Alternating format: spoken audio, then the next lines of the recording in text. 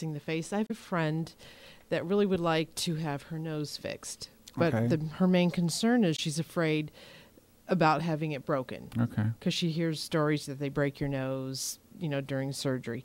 Is that always the fact, or can they do a, rhinoplasty without breaking the nose? Sure. I would say that the vast majority of rhinoplasties do involve what we refer to as an osteotomy. An osteotomy is breaking the nose or breaking the bone. And an osteotomy, in principle, is something that orthopedic surgeons will do, and to straighten a finger or a toe or whatever, or even a leg. And so that, in principle, isn't such a bad deal. But certainly in the facial area, an osteotomy might be something that a patient might have some fear about.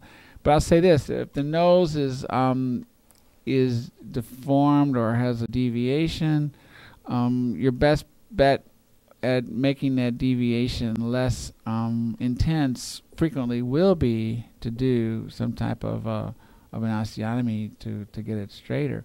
If that's not the issue, though, I mean, there are some patients that simply purely have a big square, kind of a bulbous sort of a tip to their nose, a boxy looking tip. And for those, there's lots of things you can do. You can divide the dome cartilages and overlap them a little bit. You can do remove some of the fibrofatty tissue from the tip of the nose under the skin there. You can suture the cartilages together a little bit to get the tip to look different. So there are things that you can do that are confined to the tip alone. And there are instances when I don't do when I don't break the nose, but it's not usually because the patient's saying, "Please don't break my nose." I mean, we try to be compliant and